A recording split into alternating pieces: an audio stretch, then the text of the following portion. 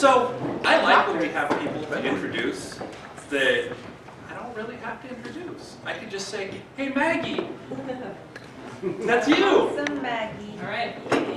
That's a great introduction. I prefer that actually. Hey Maggie, I'll get your way. I'll get out of your way though. Thank you. Oh my God, she came by my house.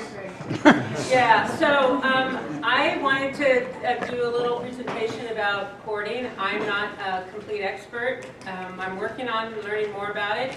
And the punchline is we are putting on a conference March 8th. I've left brochures over there.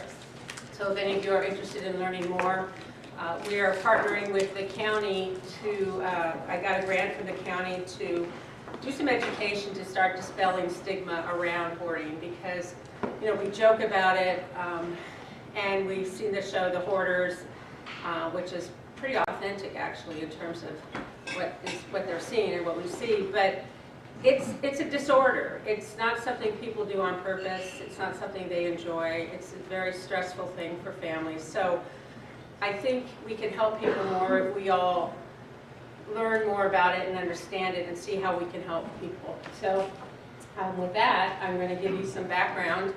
I was talking to Terry last week, or the week before, about slides and the misuse of PowerPoint. So I will just say that this is possibly that.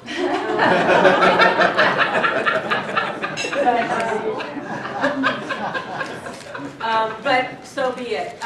There are some, if we have time, I do have photos at the end that show you some things that, you know, that I would say are hoarding situations. But it's basically, it's finally become its own official disorder. People used to think it was if you had OCD, obsessive compulsive disorder, you hoarded, or, I mean, it's separate. It's a separate thing. And it's defined as, these slides are higher than I made them, but hopefully things aren't cut up. It's defined as people have a significant amount of possessions. They have difficulty getting rid of these things. And even if they're no longer useful, and efforts made to get rid of the items and not acquire new items causes stress. So, and then there's other factors, but this is part of the official definition. And so, who hoards? We all have our sense of, we think we know who hoards, but it's everybody. And I don't mean everybody meaning all of you in this room, but it crosses all kinds of people. It's pretty much a 50-50 split between males and females. It's not just older adults. I'll talk about why older adults are in this situation a bit, but often very intelligent people. They're not lazy, they're not crazy, they're not sloppy. Generally, that's not what's happening here. It also crosses all kinds of professions. I mean, you could have judges, you can have... I'm sorry! Whoops! Talking to my husband? Is that what Now she'll be looking at my name, I know. And there's usually a trigger. I mean, people don't just wake up one day and start to do this. It's a reaction to many triggers, usually not one, lots of losses. Most people I know in this situation, you listen to their stories, and there's a loss throughout their lives from when they were kids, and not just that, because we all have losses, but it's also, some of it is how resilient we are to cope with our losses. We all cope with our losses in different ways. People who hoard cope with their losses by collecting things to make them feel better. Some people cope with their losses by drinking, doing drugs, other things. This is a coping mechanism possibly too. And it's actually believed to be universal, not just American, even though Americans have it harder because we are taught to consume and we're encouraged to buy things. But the behavior is seen around the world. It is more common in older adults compared to younger adults, but part of that is because they've had more time to have more losses and to accumulate more things. It can start really early. You can see children, people in high school, starting to see these symptoms. And if that happens and treatment it's not addressed in a meaningful way, it just will get worse. Yeah, these slides, I don't know what you did to them. But cut off at the top. I don't know what that says. I used your PowerPoint. I know. Anyway, it's worse, man. It's It's worse. So I have this, I'm going to just pull out my hard copy because I know that the titles are the most important thing, right?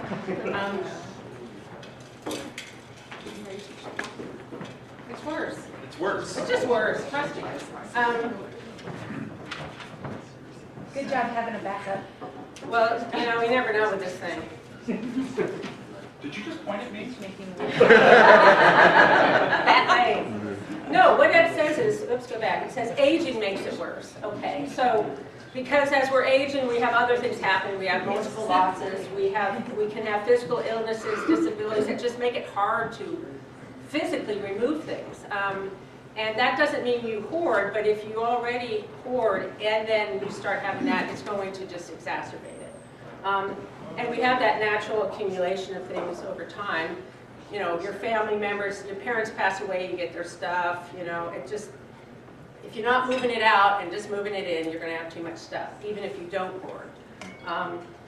And there's these co-occurring mental health conditions. About 75% of people who hoard, who have hoarding disorder, also have another mental health condition. And the most common are major depression, social anxiety. So there's other things going on besides just the hoarding behavior. And about 20% of people who hoard also have OCD, obsessive compulsive disorder. So it's complex. It's a disorder. It's not just about cleaning the space out. It's never about the stuff. They don't choose to live this way. They don't want to be this way, and it's the judgment that we put on them is really destructive and certainly not productive.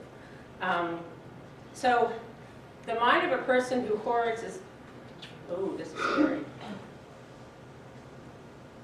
Sorry guys, what he has is not what I gave him. I'm not blaming you, I'm just saying, oh. Different versions of PowerPoint. So, well, what's happening is the stuff that goes on there isn't there. So I have it here. But the mind of a person who, I mean, it's like most of us. We're, you know, a lot of us buy things for the adrenaline. I mean, for the endorphin rush. You know, we you know, that whole retail therapy. So people who hoard, they're looking for happiness. They're just looking for it through stuff. And they're also gaining self-worth by getting stuff. A lot of this is really common. It's extreme for people who hoard. The other thing is they see potential in every object. And this is, there's a real cute picture of a cat with a bottle cap on its head. And so this is the exercise. So you had a bottle cap, you know, like a plastic cap, from like a Coke, not a Coke, well, whatever.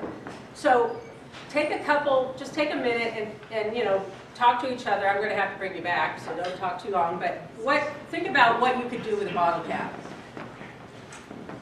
Any ideas besides putting it on a cat's head, which you'll have to imagine?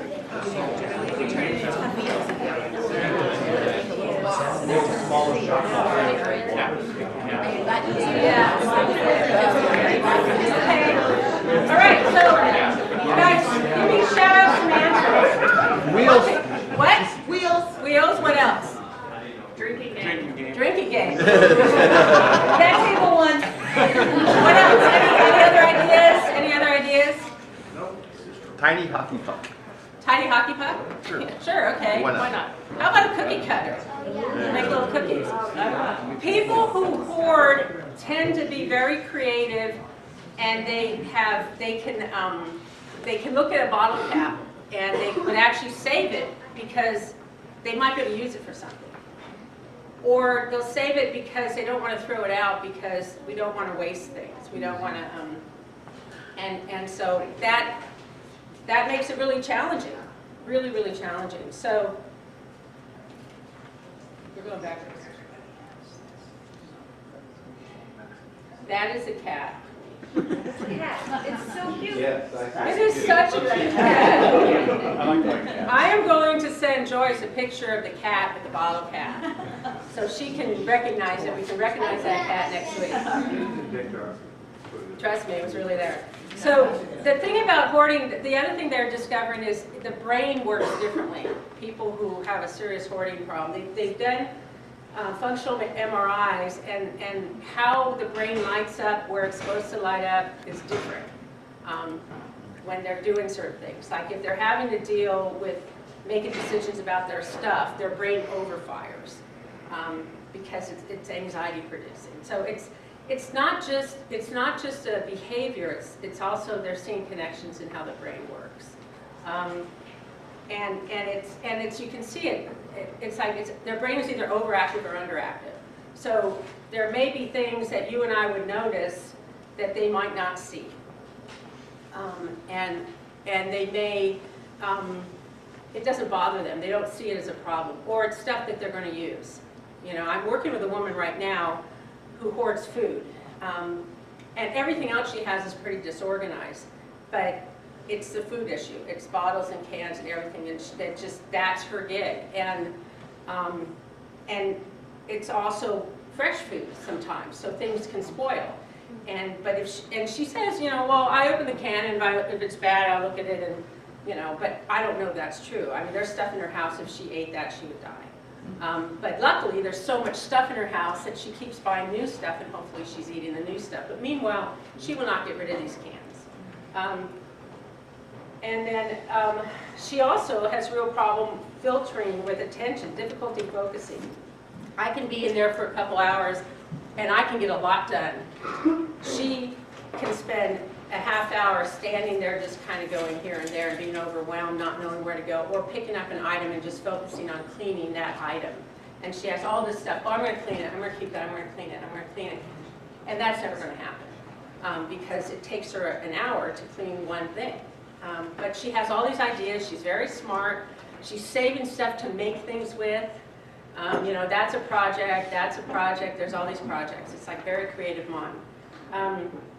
She can't categorize things. She can't figure out where to put stuff.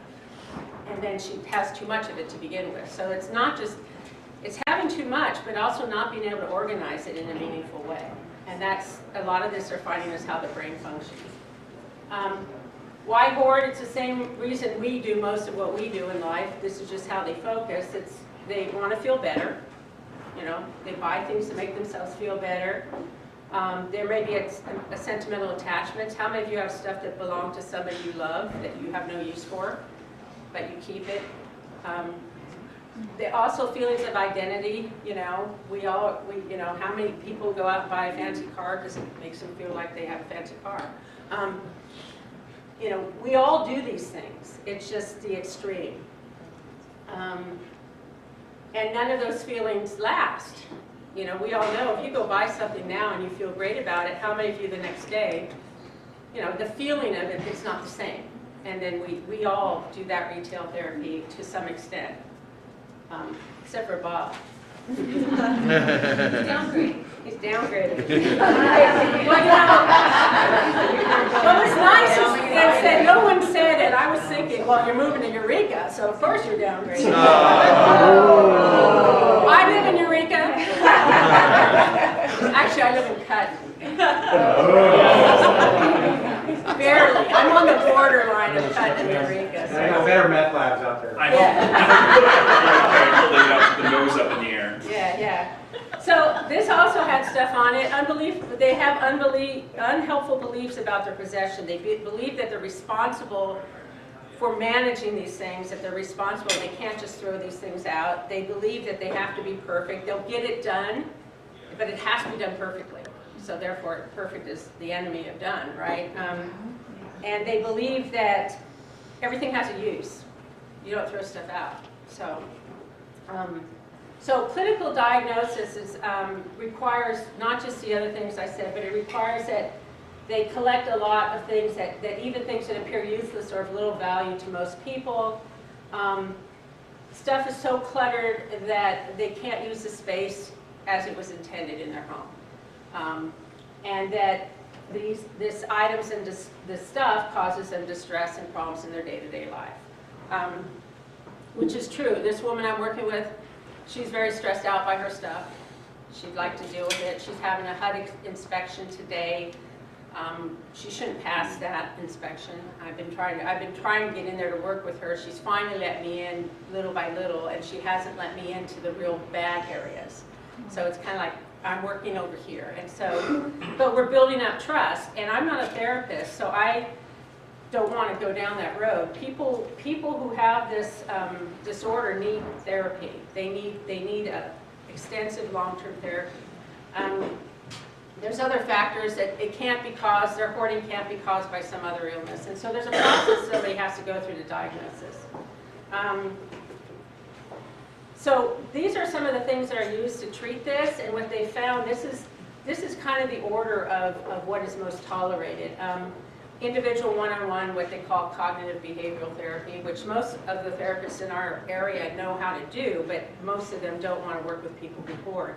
And I would say that I know at least 3 people who go to therapists who probably have never told their therapist that they have an issue with collecting things. So the therapist could be helping them, but it isn't focused on that issue. They're focused on the person's loss, their grief, all these other things, but they don't have to say, and because of all these feelings, I'm self-medicating by protecting myself, surrounding myself with things that make me happy. If they said that, the therapist might be able to help them. Professional organizing, going in and helping people organize their things. Self-help books, doing some stuff one-on-one. And then this is kind of the order. The least effective thing is what sometimes people really want to do is go in and clean it up. That's the worst possible thing that you can do for somebody who hoards. They've got to be involved. It's their stuff. It'd be like going into any of your homes and just taking your stuff away. So when you look at, they have in their house, there's no access order areas. They can't throw things away. They acquire too much. Space is filled with clutter. Can't sort, organize. These are some of the things that, if you're seeing this in a loved one's family or in a loved one's home, you might be triggering. The other thing that happens is your relationship with them tends to become about the stuff. It's like you're always trying to get them to deal with their stuff, and they're always fighting you, and your relationship gets so you feel like, I can't go to mom's house, we just fight all the time, or whatever. So this is kind of the areas of things that might make you think there's some challenges there. So what are you going to do as a family member helping them? This is what you need to do. You need to educate yourself, and you need to learn more about it, and you need to check yourself and your own expectations about what is reasonable. What we look at with hoarding disorders, we talk a lot about harm reduction. Some of you are familiar with that because we use it in drug treatment, and other kinds of issues. You try to reduce the amount of harm the person is doing to themselves and others until you can maybe make inroads to improve the situation. You're not going to cure things overnight. You're not going to solve it. And people who, if you're dealing with somebody who hoards, you need to understand that it is a disorder, and that they're not going to change overnight. It's something that needs to have help. And you can support them. It doesn't have to be all or nothing. You don't have to say, Mom, if you don't clean this up, I'm never going to talk to you again, because guess what's going to happen? You're never going to talk to her again. Figure out ways that you can still have that relationship and support the person. The woman I'm working with, it took us 8 months for me to get in there, because every time we set up an appointment, she had a reason to cancel. And then it was, I had to call her, and she would give me excuses that I couldn't come. Now I don't even have to call. I knock on the door, and she's like, Maggie, and I'm like, yeah, I'm here. And so it takes a while. And if I were in there judging, I tell you, there's things I could judge, but there's no point in it. So I go in and I say, so this one looks like it might be really bad. Do you want to keep it? And she'll throw things away. I picked up a can that, how it was a full can at one point, but I picked it up and it was all rusty, but you could tell it wasn't full anymore. And I kind of said, this is weird. Look, feel that. And she's like, yeah, that's weird. I go, I don't think it's got anything in it anymore. It may have just been, and she's like, oh yeah, you can throw that out. Now, it's going to take a while to touch every single item and do that, but that's what it would take eventually, but what it takes is for her to understand why she's doing this and learn why she feels the need to keep so much food around beyond her rational. She's got a good rational story for why she has it. She doesn't drive anymore, and it's convenient. When she goes to the store, she gets a bunch, you know, and she goes to the dollar store. So, you know, you can get a bunch. And so she's got rationalization for it, but it just may not make as much sense to us.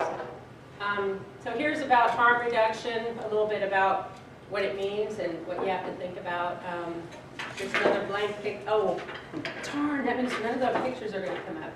Well, that is the hallway. You see that? Oh my God. See it in our mind. She's a snow hoarder. And this is the hallway after we. Wow. So what I had here was some pictures of a person who I would say was just cluttering because he physically couldn't deal with it, and we went in and helped him. Then I have another one with a bunch of pictures of a woman who probably always hoarded to some extent, but because of her dementia, it got much worse. And I was going to show you some of the examples of the definitions of the hoarding. But if you want to see stuff like this, you can come to the conference. I put the brochures up over there. It's March 8th. We're having a speaker, Robin Zazio, who's a doctor who's been on hoarders. She's written books about it. She's going to come from Sacramento. And then we have two people from the Mental Health Association in San Francisco who they've worked real hard to put together a local task force and peer support groups. The goal with this is to have the conference create a hoarding task force locally so we can start dealing with this in an organized fashion, and then create some self-help groups for people who hoard, but also for family members, separate groups, so that we can help people with the issue. So if you're interested in that or have any questions, feel free to talk to me, but the brochures are over there, and I'm sorry the pictures didn't show up, but that's why I brought this. And if you would like, I can email the PowerPoint from the computer that the PowerPoint likes. Or I can also. I will also, when I do the video of this, if I can make it work, I'll put the original slides up. Okay. Yeah, then you can just do all the pictures. Yeah. Okay. So thank you, everybody.